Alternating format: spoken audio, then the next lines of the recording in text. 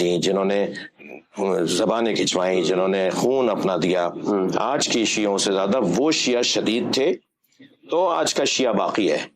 اگر برعکس کر دیں گے اس کو تو آج ہمارے پاس وہ شیعت پہنچتی نہیں جو حضرت میثم تمار رضوان اللہ تعالیٰ علیہ، حضرت سلمان فارسی رضی اللہ تعالیٰ عنہ، ان شخصیات نے جو تشیع پہنچائی ہے۔ تو پہلی بات تو یہ، جب آپ آپ اس کا آغاز صحابہ کے زمانے سے مانتے ہیں؟ جی، نبی مکرم کے زمانے، نبی نے بنیاد تشیع رکھی ہے، نبی نے شیعت کی بنیاد رکھی ہے۔ علی انت و شیعتک هم الفائزون، نبی نے فرمایا تم اور تمہارا شیعہ کامیاب لوگ ہیں۔ اولی فی الجنہ جیرانی فی الجنہ، یہ نبی مکرم کے الفاظ ہیں۔ تشیع کی بنیاد سرکار دو جہاں نے، نبی مکرم نے رکھی۔ سرکار دو جہاں ختمی مرتبت بانی تشیع ہیں، انہوں نے چاہا ہے کہ علی کے شیعوں کو میں حوصلہ دوں اور ہمت بندھاؤں۔ تو یہ ایک مقدماتی، میری اگر سوال کا جواب طویل ہو رہا ہو تو آپ ٹوک سکتے ہیں مجھے۔ اور جہاں تک بات عبداللہ ابن سبا کی ہے، تو دیکھیے عبداللہ ابن سبا ایک نصیری تھا، ایک غالی تھا، اور شیعہ نہ صرف شیعہ نہیں تھا، بنیاد تشیع بانی شیعہ ہونا تو بہت دور کی بات ہے۔ وہ ائمہ اہل بیت، خود امام محمد باقر علیہ السلام اور امام جعفر صادق علیہ السلام سے جو روایات نقلیں رجال کشی کے اندر، وہ روایت عبداللہ ابن سبا کے ترجمے میں موجود ہے کہ اس کو سمجھایا، اس کو کہا تمہارا یہ عقیدہ یہ غلط عقیدہ ہے۔ اس نے توبہ نہیں کی اور بات نہیں مانی تو اس کو جلایا ہے، اسے قتل کیا، اسے جلایا ہے، اس کو آگ لگا کے جلا دیا مولا علی علیہ السلام نے۔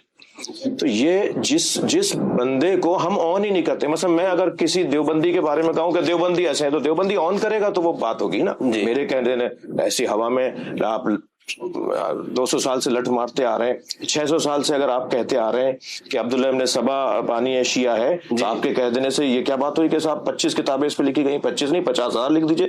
شیعہ تو قبول ہی نہیں کر رہا اس کو، شیعہ عبداللہ ابن سبا کی لعنت کا قائل ہے، ہم اس کے اوپر لعنت بھیجتے ہیں۔ مولا علی علیہ السلام نے اس کو آگ میں جلایا ہے، مولا علی علیہ السلام نے اس کو پہلے نصیحت کی کہ توبہ کرو، استغفار کرو، یہ اپنے عقیدے سے ہاتھ اٹھاؤ۔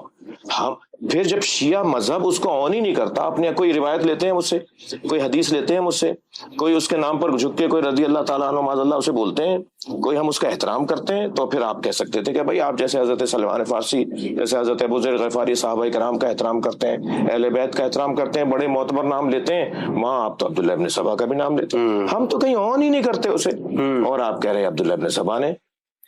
تو پہلی بات تو یہ کہ عبداللہ ابن سبا نامی شخص کو ہم نہیں جانتے، ہم نہیں پہچانتے، ہم اسے جاننا بھی نہیں چاہتے، ہم اس کے وجود حقیقی کے قائل ہیں، حقوقی کے قائل نہیں ہیں۔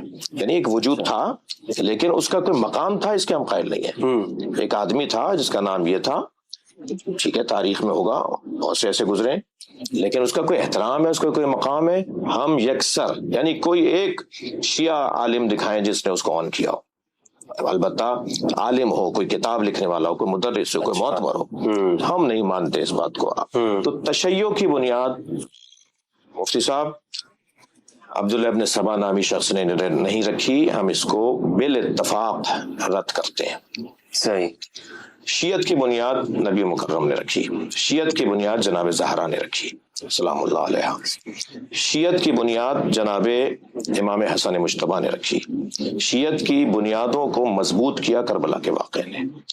تو شیعہ حضرت زہرا کے اعتراض پر، یعنی آپ اگر یوں کہہ لیں کہ اگر مجھ سے کوئی کہے کہ تشیع کا پہلا شہید، شیعت کی تاریخ کا پہلا شہید تو حضرت محسن ابن علی علیہ السلام ہے۔ حضرت فاطمہ زہرا کے بطن مبارک میں جو بچہ شہید ہوا وہ فرزند مولا علی اور جناب زہرا، وہ تاریخ تشیع کا پہلا شہید ہے۔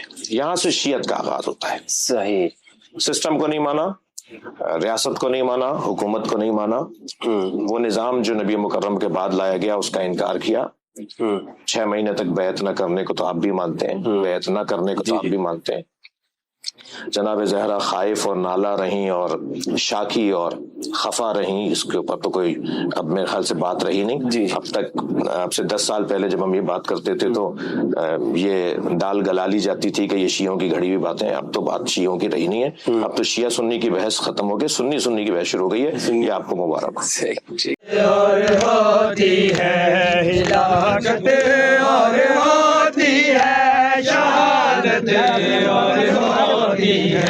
ہلاکت